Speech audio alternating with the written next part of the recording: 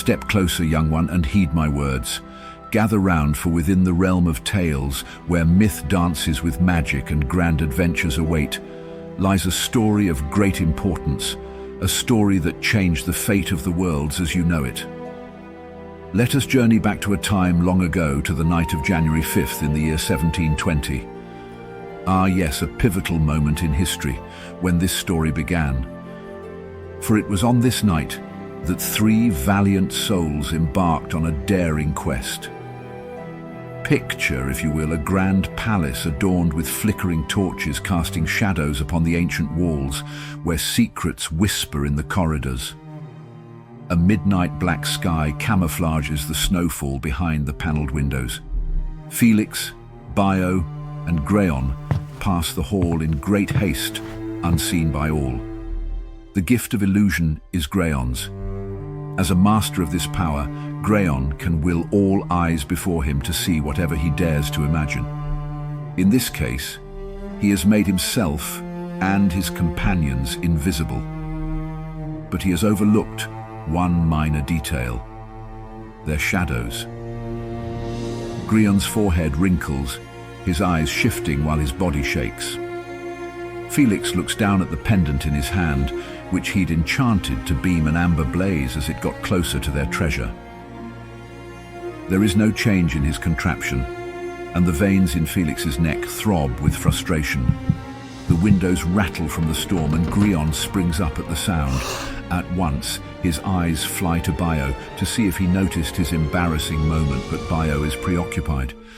Bayo examines the pendant from the corner of his hungry eyes, for it is his treasure the three are after.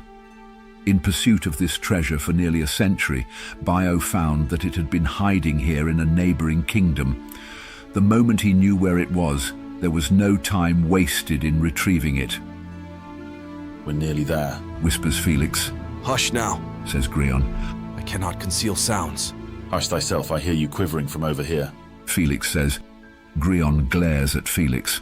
"I would not be so distressed if your wretched footsteps were not booming in these halls." Felix turns to Bayo. "Isn't it astonishing that the person whining about the noise is making all the racket?" Greon's enraged interjection cuts off as his face gives a great twist. A mighty wail, desperate to escape, is released in a mutter past his clenched jaw. Beside him, Felix fares the same. This is Bayo's gift, the gift of anguish. He can will any victim to experience immense physical torment. Endurance, his people call it. This gift is superior to all, and Bayo, the master of this power, is also the master of his people. Bayo stands before them and watches with heavy eyes as his companions are forced to their knees in the physical agony that he inflicts on them. With Felix's loosening grip, the pendant falls with a clank. Bayo snags it from the sparkling stone floor. "Are you children finished? Or shall Greon conjure the image of both your mothers?" Bayo says, leering toward the pair. At that moment, a group of men approach the entrance behind them. On the other side of the door, a man stutters in hysteria. "Shh!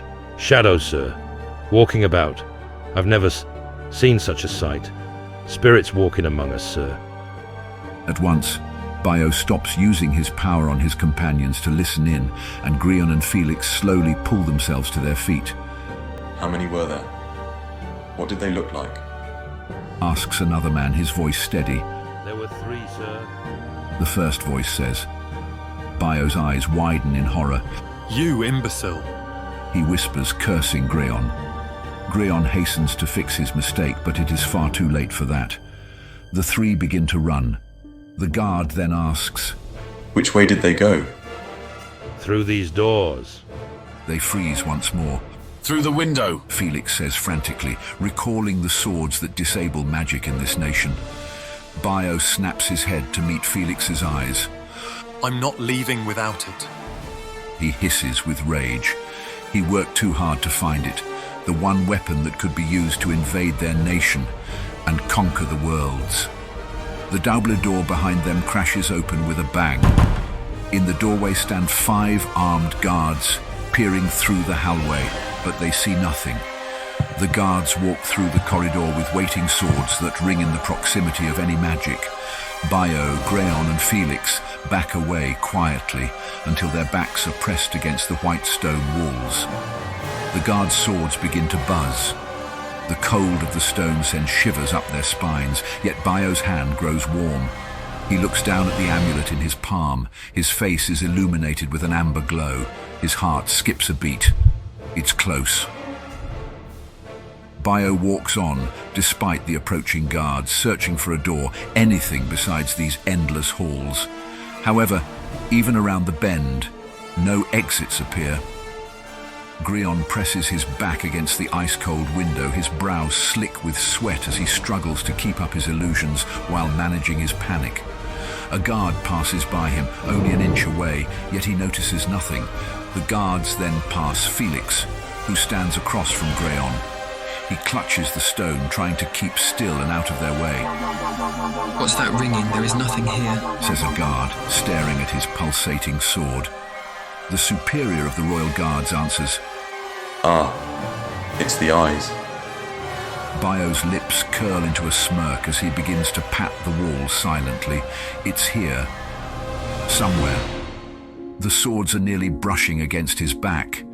If they were to touch him, he would be temporarily cleaned of all magic, including his power of endurance, long enough to be killed. But Bayo keeps on. He knows there is something here, a trick to the wall that hides his prize behind the stone. He continues down the hall silently, all the while patting the shimmering stone with the warm pendant in his hand. Finally, at the end of the corridor, his hand falls through the wall. "Calling 5 guards on Lorraine's day, Scoffs the superior of the royal guards. as a witness to shadows in the night. Go home, men. There is nothing here." With that command, the guards exit with a slight murmur. Felix and Greon peer around the bend in search of Bayo, but he is nowhere in sight. They come to a dead end, utterly dumbfounded. What on Malfora? Mutters Felix as he holds out his arm to touch the wall at the end of the corridor. His arm passes through it completely and without feeling. He and Greon share an astonished look. Neither has experienced such magic before. They both walk through. The air beyond the corridor is warm and inviting, unlike the brisk winter they left behind. They stand on black earth, lined with magnificent rock structures below a brilliant sky, with stars and constellations they have never seen before. In the distance are strange planets so large they seem to be a short flight away. At the horizon, a blazing orange sky fades into pink, then blues and purples. There are no clouds, and the air is entirely still. A gentle hum echoes through this strange world. Although Felix and Greon stand here for only a moment, it is evident this mystical place is alive. In the distance, they see Bayo's figure approaching a great white light in the center of this strange world. Once Bayo is close, the objects emitting the dazzling light emerge. They are 3 glassy orbs, each the size of a palm, floating several feet from the ground. They spin slowly and continuously, as if they were in one another's orbit. Each orb represents an existing world. Through their glass-like forms, one can make out the world within. The mythical 3 eyes. Bayo beholds the orbs in their beauty, his arms extending out to touch what he has so long searched for. This is Bayo's treasure. Felix and Greon stand behind him. The strange world echoes with Bayo's chuckle. Sound moves differently here, more slowly and in clear waves. "I've crossed the ends of the earth, and finally I've found you," he whispers, a rapturous grin on his face.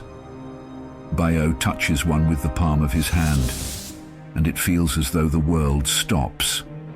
The magnificent starry sky turns black. The orb's light lessens altogether, and their rotations pause. All is still for a moment until the rocky earth beneath them begins to tremble. Felix shouts to Bayo. "We must leave." He and Greon turn around, but the expanse of land looks all the same, obscuring the way from which they had come. "Do not fear, friends. Bayo calls. Come closer. These orbs are our salvation. See here, Malfora, our world, bountiful and beautiful in every way. Malfora is most commonly known as the realm of the humans, though it is also home to the extraordinary, as they call themselves. Although both humans and the extraordinary share Malfora, the ancients of all the extraordinary nations created a divide between the two regions of the world to protect their people. To accomplish such a feat, they used the oldest magic in existence, the Three Eyes and the oldest tree in Malfora. Thousands of years passed, and neither humans nor the extraordinary could pass through the divide between worlds unless they had the orbs or the location of the oldest tree. Bayo touches the orb of Malfora and chortles as the air before them rips open in a long gash, a portal. Through the gash is an image of a pristine beach with waters so clear the sand beneath is visible. Rays of sunlight pour through it, and into the now black world Bayo stands in. Cooing birds and crashing waves seem only a step away. The human divide. Bayo mumbles. Without a moment's hesitation or fear, Bayo stuffs the orbs into a large sack and throws it over his shoulder. The earth begins to quake beneath their feet, and yet the portal remains open. Greon and Felix jump through the gash and Bayo follows before the portal closes. As soon as they've gone, the earth they had stood on but a moment ago falls into oblivion.